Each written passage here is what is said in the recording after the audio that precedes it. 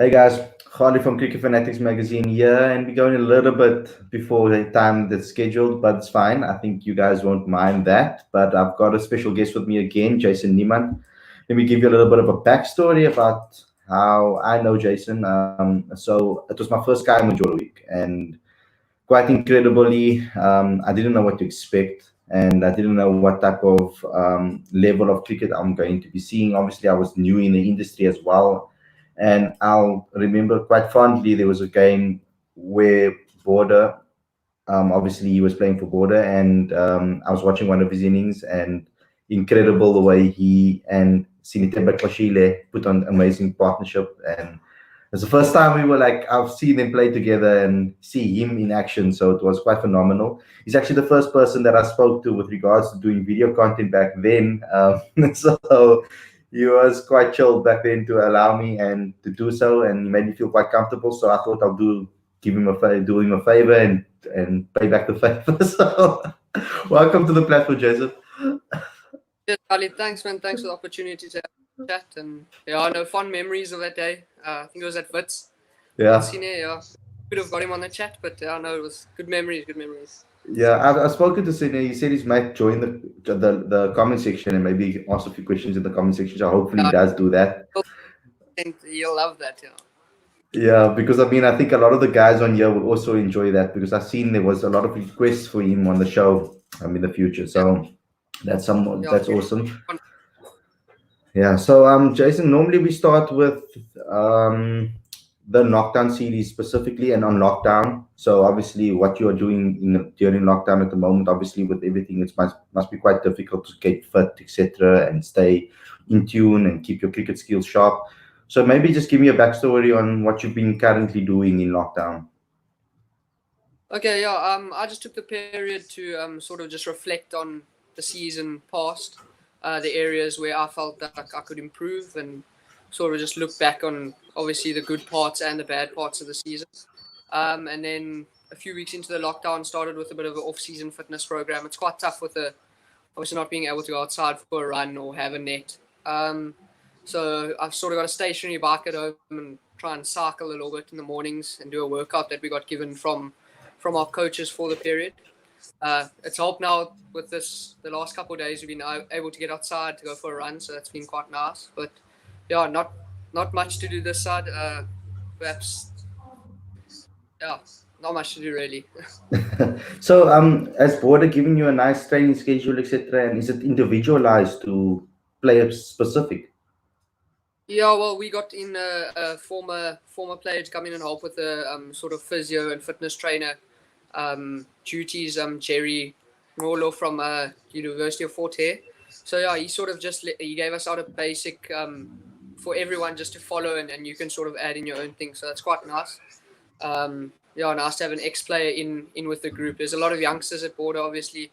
Team's been struggling the last couple of seasons, so it's nice to have a bit of experience and someone with so much energy. Yeah. That's awesome, man. So let's talk a little bit about your career. I like to get a little bit of history about you and learn how you started cricket and why you picked cricket as obviously a career path, and when that became a reality. Okay. I guess it started way back. I can't remember the year. As a youngster, watching cricket, especially cricket in Australia, I fondly remember watching JP Duminy get 150, and Dale Steyn batting with him at the tail. Yeah, so that sort of watching that stuff as a youngster really got me into, geez, that's what I want to do. Remember like watching it on TV, going outside to pretend I'm flipping Shark Cullis batting and bowling against the wall. So definitely that's where it started, the hunger to play international cricket or play cricket professionally. So yeah, since then I sort of moved to East London and started at sort of like an agricultural farm school, if you can say. So the cricket, we played cricket. We played against all the B teams in town. Really enjoyed my cricket. Did well. Got into some of the Border age group teams, but sort of struggled because the level wasn't quite there. And then took a decision with my father to move into East London and go to Hudson Park High School. from grade 10 to 12, and that's where I really put it down. I said I want to be a professional cricketer, and went about doing it. And I guess I was lucky in my group, in my years at Hudson. I had Sine, Kleshile, Akona Mnyaka, as our core group really, and then there's a few guys playing varsity cricket at the moment and academy cricket. Olangwana at UWs, I think he's at. So I had a really good group for me to sort of walk into, and I guess from there, playing border representative teams, going to Kaya Majola Week, getting that exposure, it just shows you what's out there, and it's amazing. Yeah. Yeah, and you were one of the top performers at that tournament. I mean, amazing. Like I said, I remember that particular innings at Wits, and I can remember your teammates' faces watching you play, man. And it was incredible to hear their insight into what they saw and how you go about your innings. And for me, it was the class and the patience that you showed that really stood out to me. So if you had to, and you could obviously, I must have been right, because this season you scored a double century as well, and a lot of people actually Double century, not quite, but yeah, well, close. yeah. Yeah, so you were, I mean, you really were racking up the runs, obviously at semi-pro level as well. So can you maybe just give us some insights into that performance, particularly at Kamajola Week, how you approached it, and what defines you as a batsman? Okay, obviously leading up to that week, we had a whole lot of SN19 tours before and fighting to get into the side.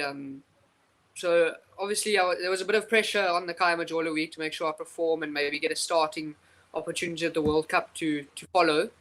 And I clearly remember the first day we played Northerns, I think on a tricky wicket, and I struggled and I got to 17 odd and I got a duck in the second innings. Really struggled, didn't really feel comfortable at all. And then Victor Pitsang actually pulled me aside and he just spoke to me. He said, like, what were your processes in that innings? You looked a little bit like your trigger was a bit delayed. And so sort of just breaking it down that evening and then going into the next day with a clear plan was quite good. I just tried to slow everything down in my movements, which really helped. It did help. We played on a good wicket at Wits. The outfield's quick. And then batting with Sine obviously doesn't get much easier. Yeah. Really good to bat with him. So, yeah, I don't really have anything that defines me as a batsman. I try and be nice and neat. Just try and enjoy it. That's all I do. I just enjoy it. I just love it. Yeah, there's not much else to say. Yeah, and with regards to Sunny Temba, you can maybe give us some insights. Obviously, his career has taken quite a quick meteoric rise. You've watched him now develop and play for the Warriors, etc. And so tell me what you think, or what it was like to play with him, and how you guys as partners managed to build such a good partnership together. I think it's definitely his sort of demeanor. He's so calm and relaxed. Under pressure, sometimes people can think that that's arrogance, but I never saw it that way. I played with him through high school. I haven't played with him much at the moment. Obviously, he's playing up. But yeah, just the calmness in every situation. I remember I was always quite boisterous on the field, like, I want this, and he'd be behind the stumps just quiet, saying, no, wait. And eventually, obviously, we'd get the wicket and he just quietly came into that little smile. So yeah, no, just obviously, I don't think I've met many people with a better cricket brain. He's got a good thought of what's going to happen in the game. He reads conditions well. And then as a batsman, he's class. Yeah, because I mean, I watched you closely during that Kamajola week, and obviously I saw a lot of I could basically see your personality with the way you were interacting with everybody, and you have this natural leader abilities. What I see in you, is captaincy something that you would love to do in the future? Is that something that you aspire to be? Yeah, it's definitely something that I've always wanted to do. I don't know. I think I just need to find myself a little bit as a cricketer and balance that out before I can see myself leading players, especially men. Like my first full season at Border, I was given the captaincy as a youngster, and I loved it. I wanted to do it, and I just felt like being a younger player, and I feel like I didn't really bond with the players the way that I felt like I could as being a younger guy. I struggled to sort of get into some of the older players' heads. It definitely did help having a few of the older guys. I think Bashir Walters played for us this season, helping a lot of the young guys. It was really good having him there. But I think I definitely need to mature as a player and sort of find myself before I can see myself leading men. But I feel that as a leader in a group, I enjoy giving that advice or bouncing ideas off people. So yeah, I do see myself doing it in the future. Hopefully, if I get the opportunity. But yeah, for now, I'm just focusing on scoring as many runs as I can for the team and hoping as many of us young guys in the squad that we have sort of get better. So yeah, that's pretty. And we know about your bowling ability. That's something that you also enjoy a lot. Do you want to be regarded as an all rounder? Is that something that you're going to focus on, or is it more your batting that you're trying to put more emphasis Well, on? definitely into professional cricket or semi-professional cricket. I've definitely let my bowling slip a little bit, not really taking the initiative to take the ball. I felt, especially when I was captain, I struggled, especially taking the ball as the captain and saying, okay, I'm taking the onus to get a wicket for the team or build pressure, and then not delivering. I felt I lost a lot of confidence in my bowling. So it's something I worked on in the off season, and I did well at Africa Cup, and then I just let it slip. Just I put it down to not bowling enough, I guess, at nets and not building that confidence to come out and bowl in a first class game. Because I feel like in T20 cricket, it's a little bit easier because the batsman's coming at you. You don't really have to make the play. You can just build a little bit of pressure, try and stick on the stumps. But I feel I struggle in 3-day cricket because obviously I feel I don't have the consistency. So that I think that's all on me to sort of improve in the future, because I definitely think that if I want to play up or improve my cricket, I think that I need to be regarded as an all-rounder, especially in white ball cricket. So yeah. Yeah. Talk about that and getting that more consistency.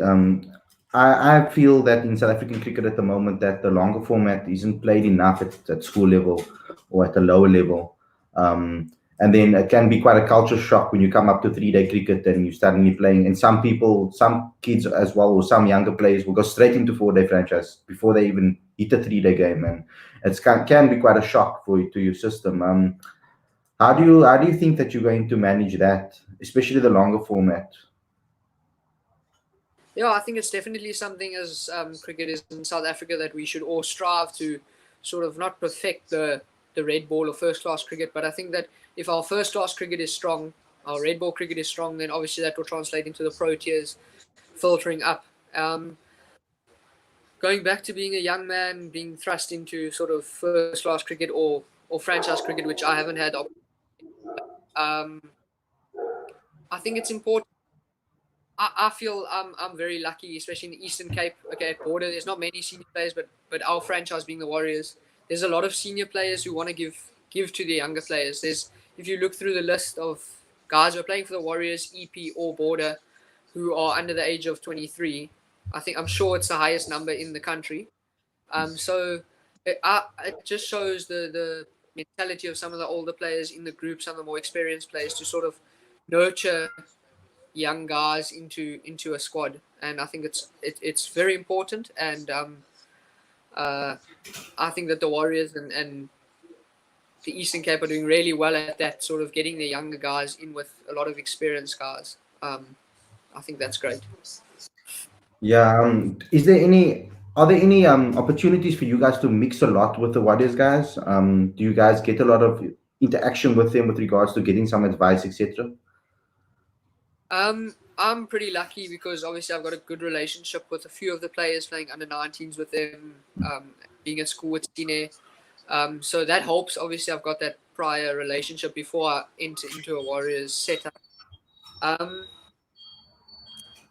So I can you go back to the question quickly? I've completely lost my God. No, it was just about whether you guys get opportunities to interact with some of the Warriors players. Do they take? Yeah. So yeah, obviously I'm lucky because I get to interact with them obviously on a personal basis. But Every time they are down in East London for a game, a few of their coaching staff come down to the nets.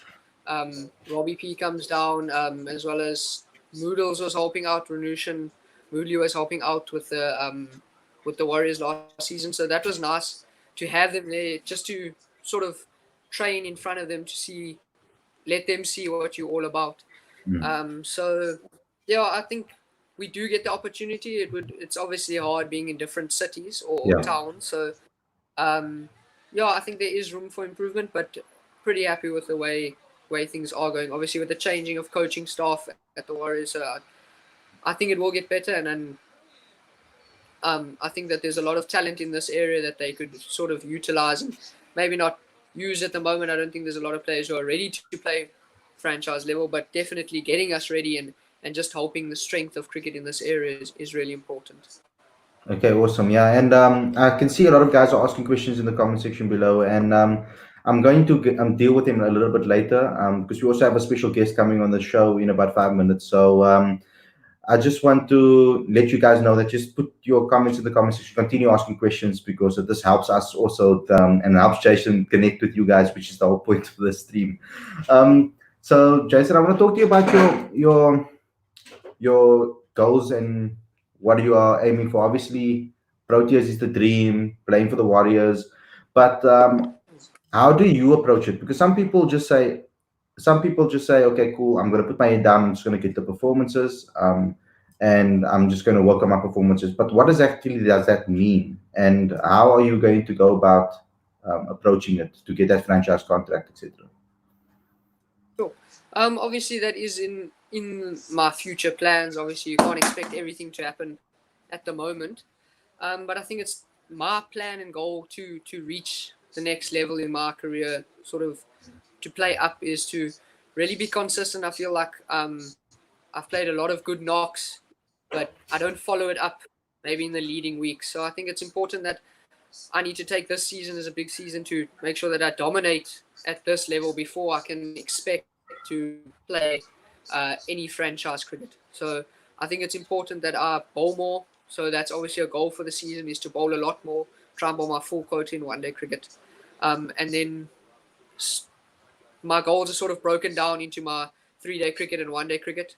I had a fairly good one-day season, and I think that that's an area where if I can bowl and bat in the top order and strike at 80 or 90, I'll be really happy. So just be consistent, back up my one-day performances from this last season, and then in 3-day cricket, I'd really like to do well at Buffalo Park. I think it's somewhere that I've sort of struggled with. I don't have a good record at Buffalo Park, and I'd really like, especially because we're playing pretty much half of our games at home on that wicket. I'd really like to do well at home because I've been doing well on the road, but as soon as we play at Buffalo Park, I've struggled a little bit, and I'm trying to work it out and figure it out. And some games I feel comfortable, but it's something that's my major goal for this 3-day season coming is dominate at home. Yeah, do you know maybe what it is that maybe makes you perform worse at Buffalo Park at home? Obviously there's a little bit more movement. Our 3-day wickets do a little bit. So yeah, there's a few technical things that I would like to sort of work on, staying a little bit stiller, especially when the ball is moving, just keeping my head nice and still. So yeah, I want to limit the ways that I get out, and I've tried to implement it this season, and going into the next season, I want to continue just limiting the ways that I get dismissed. So trying to take care of my stumps, not getting out LBW bowled because at Buffalo Park, that's probably 65-70% of the dismissals would be LBW at bowled. So I think that's really something that I want to drive through in this season. I established a sort of a base map this previous season, and so going into the next season, I really like to implement it. Okay, so if you're looking at your career, because it is quite young still, you are still very young. And what is some of the highlights would you say that really stood out to you? What is something that one of your favorite moments or favorite tours or favorite incidents or innings that you've played so far? Okay, probably favorite tours was probably going to the World Cup, obviously, as under 19. That was pretty awesome, just seeing how an international event is run, the standard of cricket, Just being open up to that's just feeds your dreams, doesn't it? So eating like, can you repeat the question again? Sorry, jeez, again, Yes. my head is Yeah. yeah. No, Okay, don't I'll worry come about with it. Yeah. So you obviously okay. talk about the World Cups. Yeah, favorite Yeah. innings, probably playing for. I did nicely this season, but I think way back I was in matric. I played my second one-day game against Western Province. We're chasing like 350 odd at Buffalo Park and batting with Christian Jonker, putting on a record 6th wicket partnership or 5th wicket partnership. I'm not sure. I think that was great, just seeing how him in his prime managed a chase. I think that was really good and something that every time I go out in a chase, I try and replicate what he said to me and try and think about that. Yeah, I really enjoyed that. Not being a young guy, sort of getting the respect of some of the older players at Bordeaux was, yeah, I really enjoyed that. Yeah, and talk to me about that World Cup because not everybody gets to experience that. Some players don't get to experience it at all. So, talk to me about that World Cup and what was special about it for you. Oh, definitely the group that I went with to the World Cup, because maybe 3 or 4 tours leading up to the World Cup, we had been on tours together. So that was really nice to go over and experience being part of sort of a junior Proteas group and learning that team culture, being able to develop a bit of a team culture, and then obviously playing with some of the best players in the country, and then going out on a cricket field and playing against the best players from Pakistan and New Zealand. I think that's stuff you dream about, is being on the field and sort of showing what you got against someone else who's got the same dream as you. So yeah, no, it was unreal. It's stuff I visualized and thought about for years before it happened. So that was really nice to tick that off my book. Would have been nice for us to do a little bit better and get into the semis or the final, and then maybe do better personally. But no, but the experience was just great. Okay, awesome. So, we've been joined here by your buddy, your teammate, how's Taya? How's the guys? How you doing? Good to you, man. What's your full name, man? How's it going? Now we're good. We're good. We're talking about we're talking about Jason a bit here. Obviously, he's giving us his backstory, etc. But Yeah. obviously, having played with him, etc. What stands out to you about him and the type of person and player he is on the field? For me, I think from the outset, when I first met and played with Jason, there was a lot of confidence in him.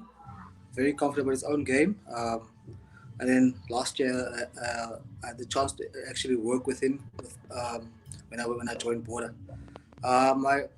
Immediately the hard work and the work ethic was commendable. And yeah, we did a lot of work together, and I think those two things stood out for me. Just in meeting him and the way he went about his business.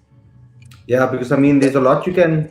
Sometimes when you're a senior player and you're learning from a youngster, is that quite tricky? And is it possible to learn a lot from them? I wouldn't say it's tricky. Obviously, having played a lot, I've learned a lot from a lot of people. But if you open up to keep learning, keep on learning, keep on improving in your game and stuff like that, I think it's easier to learn from the youngsters, and because they do bring a bit of energy and a bit of freedom with them. So it's kind of wise to learn from them, and I've had no issues with learning from a few youngsters at Border Cricket, especially Jason. We worked really closely together last year, and I learned a lot from him. And I'm sure I hope he learned a few stuff from me as well. So I think our relationship and friendship last year grew immensely, especially during the off season, just by working together and sharing a few experiences. And yeah, it was quite nice. Yeah. So, who wins the battles in the nets, man? That's what I would like to know. Oh, definitely. I think you got me out once the whole season. You got me out once. when I'm batting, obviously heads down, I'm winning. Um, he tries to have a lot of fielders, but yeah, I win hands down. I've nicked him off a few times. I've Says got him I out has four LB a few four times, the but he only of a field. but he only recognizes it once. But yeah, he's quite a good batsman. So Yeah. it's quite nice to Good challenge challenge. someone like that in the nets. It's challenging, but yeah, I've got him out a few times and smashed him around the park a few times. Okay, cool. So now, I don't know what you want to say about that, Jason.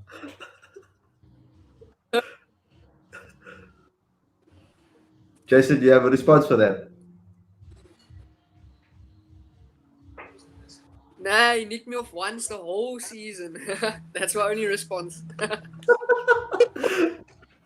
Okay, Yeah, but so just touching on what you said about learning. yeah. Okay. Yeah, just learning from sort of the senior players, and that it was important that a guy like Aya came down us last season to sort of Eddie Gears back into a team, because he played in a border team that did well a few years ago. They won a one-day cup.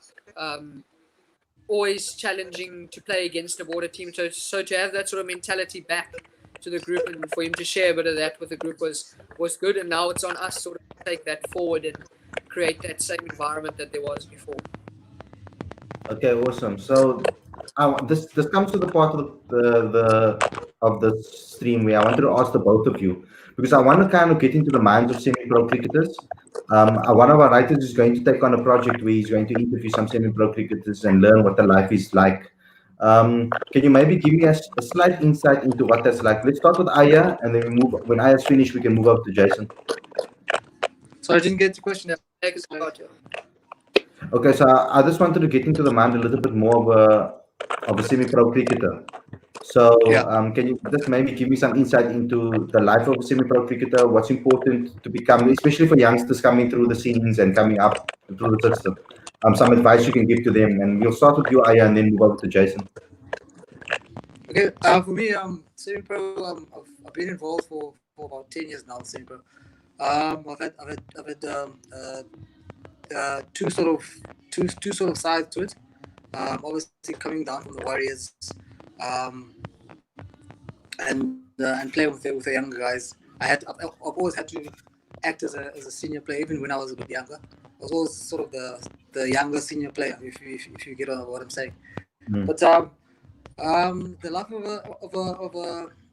a semi-pro cricketer, learned a lot last year. That's you literally have to earn and work hard for whatever you want, because to be honest with you, a semi-pro cricket, it doesn't look like, or sometimes doesn't seem like you're being looked at. So I think if you do keep working hard and keep putting in the numbers, someone out there will notice. Someone out there will definitely notice. So I've had that sort of experience with them, and my biggest advice with regards to that is keep tapping into the older guys that come down and play with you guys. Keep tapping into those keep working hard. Find ways for your own game that you can take forward, because when you get to a franchise system, you got to be almost ready to play, and not muck around and look for people to hide behind. So if you can manage to master sort of a game plan for yourself at that level, and working hard and asking all these questions with the young players, or with older players, with the coaches, with even going as far as going to the other opposition, So you can really learn a lot from them, because there's a lot of franchise players that do play down there, especially from other provinces. There's a lot of older players that do play semi-pro cricket already. So I think if you're open to conversations and chatting to other teammates and other teams, go ahead and do it. It's very worthwhile. And Jason?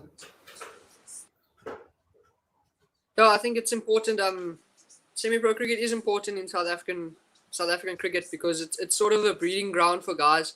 There's obviously limited spots to play franchise cricket, but it's a real good opportunity for us to like hone our skills at this level, because we play on a few tricky wickets. Sometimes we play one day games on the 3-day wicket that was used, and the 4th day we play the 1-day game on. So Yeah. I think it's really important that we put our skills at this level, and that's why I'm not too taken back by not getting to play up. I would far rather sort of hone in on my skills now and perfect my game, or not perfect my game, or try and figure out my game now, so that when I do get the opportunity to play up, I'm ready and I take that opportunity. Because a lot of the time for semi-pro cricketers, maybe get 2 or 3 games and don't do well, and then they're not looked at again for a while. So I really want to make sure that when I get an opportunity, that I contribute to the team winning, and I'm seen as a valued part of the group, so that I can sort of forge my franchise career on a steady bedrock of semi-pro performances, and when I get the opportunity to play franchise cricket, that I show what I can do, and then obviously contribute to the team winning. Okay, cool. So Jason, I'm going to ask you, and then you can move over to Aya. It's a question to the both of you as well from one of our commenters. He asked, he wants to know about the quality of the pitches at semi-pro level. What is that like compared to other pitches that you have played on? I can start. Aya. The quality pitches to semi-pro, they vary, like Jason said earlier. You can play a 1-day game, a one-day game on a 3-day old pitch. So sometimes it's not very good. But in general, the wickets are very very challenging, especially for the batsmen. Very challenging. You almost play a 3-day game in two days sometimes, and 1-day games don't really go as deep as as they probably should. So they are quite challenging. The wicket that do get prepared. Cool. Jason, do you have anything to say? I think it's obviously we do play on a few tough wickets, and you have to expect that. I think you watch cricket all over, you can't get the cricket pitch perfect every time, but most of the time we play on good wickets, especially going up country. The wickets are a little bit better. Yeah, coastal wickets sometimes are not as great. But I think as I said again, we can't look at it like that. I think we need to look at some of the wickets turn a lot, and you got to try and own your skill on that. If you go to Oudtshoorn, you know it's going to spin. You go to Potch, you know it's going to be flat. You go play against Northerns, you play on a club or university ground. We played a couple first class games at Border on a club ground. So you sort of got to be ready for anything, and any sort of wicket you can sort of try and train according to where you're going, but in the end you don't really know what you're going to get. We've played on some interesting wickets, some used wickets, some completely fresh wickets that looked like they cut the day before. But I think that's part of semi-pro cricket in South Africa. Yeah, that definitely must build character. But okay, bringing Aya on, we have to utilize it. I mean, we can't just be serious all the time, like someone has said in the comment section below. So let's talk about what what you guys do for fun off the field. What are sort of the things that you do? Are you guys into having some FIFA time, playing against each other, etc., or doing some fun things? What sort of fun things do you guys get along and get up to? Yeah, off the field stuff. There's a lot of stuff that we get up to. FIFA every now and then.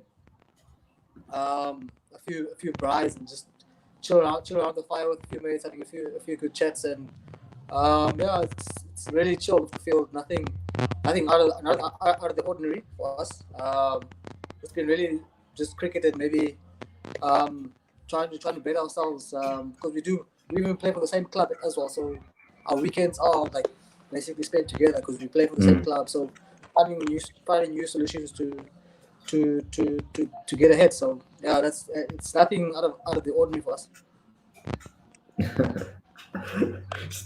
Jason, because we know that Sini is Yeah. quite a big gamer, and I know Sini Temba is quite a big gamer, and he enjoys gaming. Has he gotten you onto the gaming bug at all? Yes.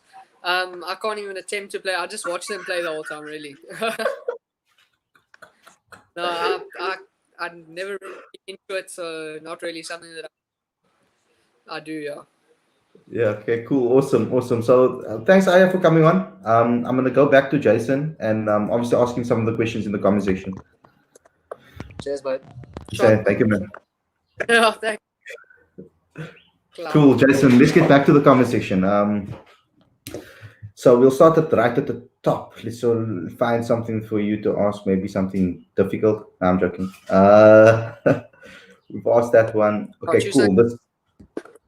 So what advice would you give young school players to get ahead in cricket?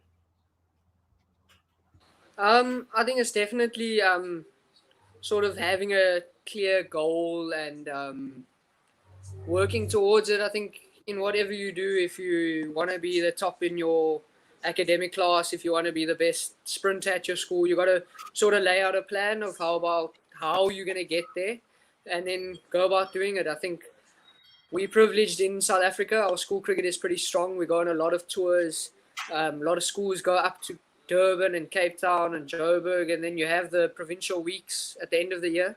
So I think it's really important that the young cricketers go out and enjoy those tours and try and network and try and pick up things from other players. Because I went to a few Michaelmas weeks in Pietermaritzburg, and just picking up from other players, chatting to them, seeing what they do, and if they're doing well, what are they doing, and try and implement that in your game. Maybe it doesn't work, you try something else.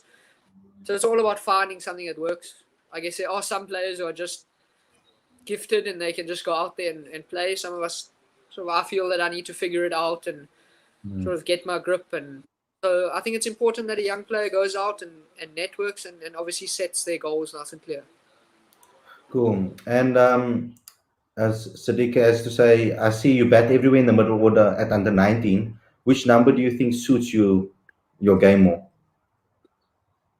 I think it was quite tough at a 19 level. Obviously, we were all pushing for places and we had a really quality top 4, top 5. So we were always really fighting for, myself and a few other players, always fighting for that number 6 bat spot or a fill-in batsman spot if someone got injured or they gave opportunity. So I don't really think I batted in the position that I feel suits my game the best. I think at semi-pro cricket at board, I've been given the opportunity to bat at 3, which I really enjoyed, and I think that suits my game the best, just the way that I want to go out playing. But I'm not against batting at 6. I think it's a real good opportunity to sort of solidify yourself as a finisher. There's obviously a few things that I'd like to advance in my game to become a solid number 6 batsman in white ball cricket. But yeah, I would say I enjoy batting at number 3. Yeah, I see that too, actually, when I watch you play.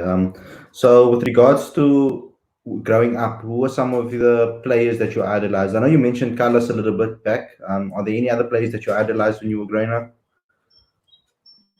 Yeah, there were a few. I really enjoyed Michael Clark. Played for Australia, obviously.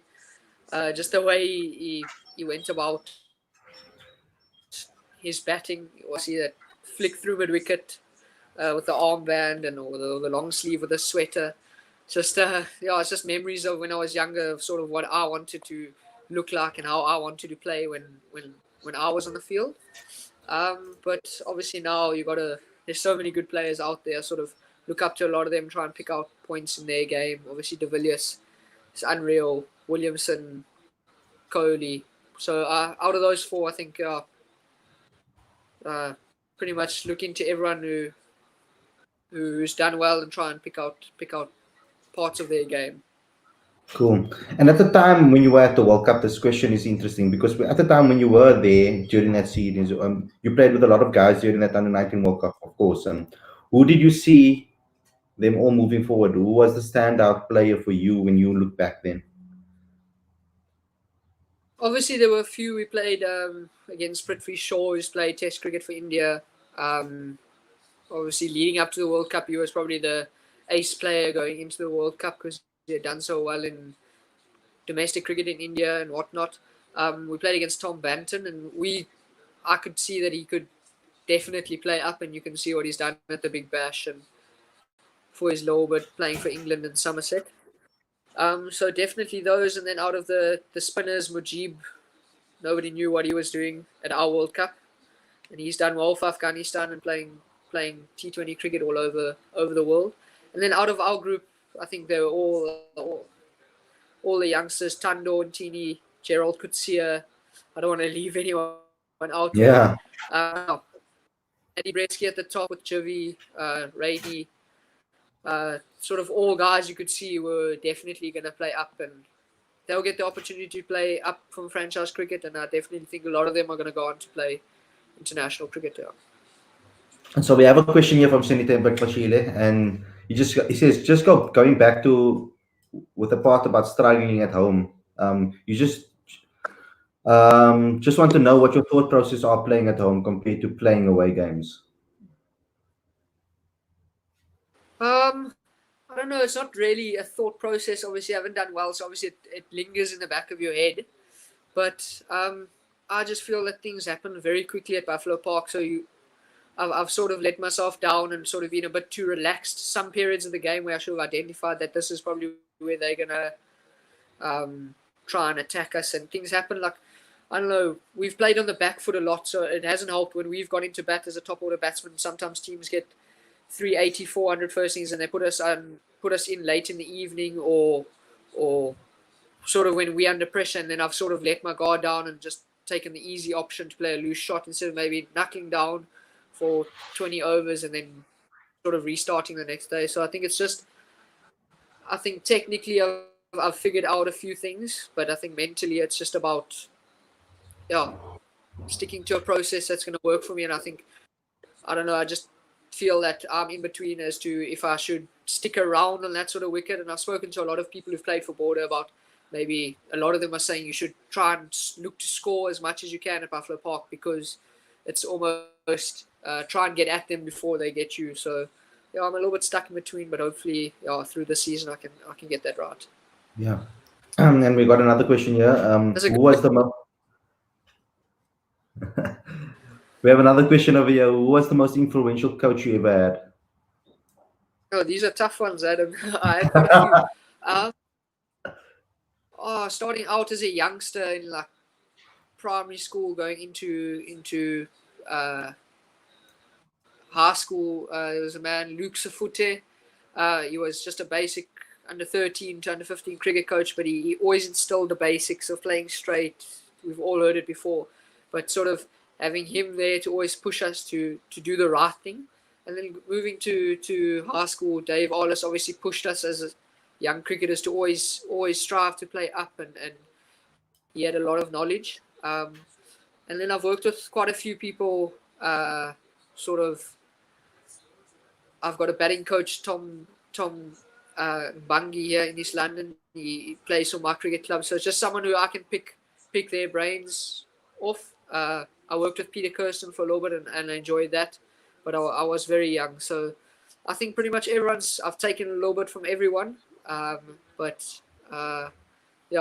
thanks to all of them if they are listening or ever get a hold of this video. But I hope I didn't leave anyone out there feeling any grief about it, but just those are just a few to name it.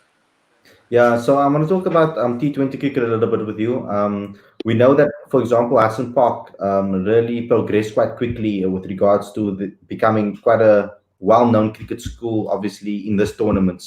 I remember at Stellenbosch when you guys played the T20 tournament, you made it to the final, and it was against Gauteng, and it was quite a very close game. So the T20 game, is that something really that you're going to work on? And, of course, we know that the MSL is obviously a massive thing now in South African cricket. It's kind of replaced the Ram Slam in a way. So are you hoping to get an MSL contract?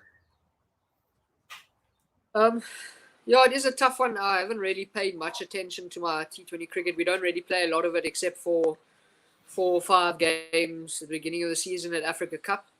So it's definitely something that I've sort of wish we played a little bit more of, because at school I used to enjoy it, batting at the top of the order, being a bit of a stroke player, don't really have the power hitting skills. It's something that I would like to work on, and I have been working on throughout the season. So it's something new to me. I'm sort of trying to hone in on. But in terms of an MSL contract, I don't really have my hopes up. I feel that if I get an MSL contract, pretty much anyone in South Africa could, because I don't think my stats are up there.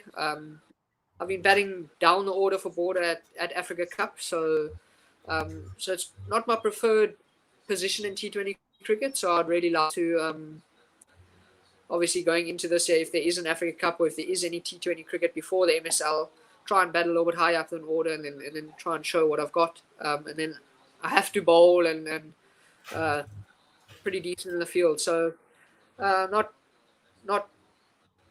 overly expected of getting a contract, but it would be nice, and it's something for future plans to play T20 cricket at a higher level. But at the moment, just focusing on honing in on my 3-day skills and just getting a solid base to sort of launch a career. Yeah, and this is more of a lockdown type of question. Are there any batting drills that you can maybe give to others that you can try right at home? Maybe Marine. Yeah, that's pretty much all I've been able to do at the moment. I've just taken some time just to think about my game and not worry. I like to bat and I like to hit balls, so just trying to take a little bit of break. Maybe it's good for my cricket. But yeah, mirroring, I just try and put myself in a situation and play a few shots. Yeah, I do get the itch now and then just to pick up the bat and twirl it around. But yeah, not really any drills that I do at home. That's all at practice and at the net. So. And with regards to a more fun side of you, what else have you been doing up with regards to hobbies now that you're stuck in lockdown? You obviously have more time on your hands now. Yesterday we had Warren Whiteley on the show, and he did a quick cooking thing with some where he baked a quiche. So it was quite interesting that someone like that is doing those sorts of things. So what have you been up to in lockdown? Got nothing to show you. During the lockdown, I've got a good friend of mine's building a car, so I've been sort of helping him out and sort of learning from him. That's something that I'd like to do in the future one day. But yeah, I'm quite interested in that, and yeah, so I've been trying to keep myself busy with that and learning that. Otherwise, not much to do. Yeah. No Netflix, no series that you're watching or anything. No. Yeah, I've been killing 202 on SuperSport, watching all the classic Ashes games and 438 games, and yeah, just all of that. So yeah, not much else. Spend a lot of time with my girlfriend. Try and keep my head clear of cricket, but when I do get an opportunity, I'm stuck on the cricket channel. Yeah, so you've answered that question. Are you single? You basically answered that. Can you maybe give me some insight into that? How your girlfriend helps you stay focused on your career and supports you? Yeah, so it's nice to have a relationship with someone off the field. Doesn't have to be a girlfriend. It can be a friend, but I'm blessed to have a really supportive girlfriend. So it's nice to sort of. She knew nothing about cricket when we met, so now she's starting to get in on the lingo and that. So that's a bit tough, but yeah, it's nice to have someone that you can spend time with and not worry about your game, and they won't judge you for what you've done on the field. You have a lot of friends like that who are all your mates when you're doing well. So yeah, it's nice to someone that you're grounded with and sort of sees through everything else. So. Cool. Thanks a lot, Jason. Just to sign off, I just want you to maybe just give a short message to the Cricket Fanatics fans, and yeah. Okay. Other guys, yeah, just keep supporting the channel. Obviously, lots of interesting topics being discussed. Any young cricketer who wants to learn about how it is to be a professional cricketer, and obviously all your guys' work you do at the franchise games and MSL games. Obviously, just stay in touch with all the professional cricketers and want to be professional cricketers in South Africa. And yeah, thank you for the opportunity to get us out there. And yeah, just keep supporting the channel. Thanks a lot, Jason, and stay safe in this lockdown period. I hope you get to all your goals, and I hope you reach all your goals in the future. Cheers. Hopefully see you soon. And then yeah, thanks for the opportunity. Yeah, thanks, man. Cheers, man.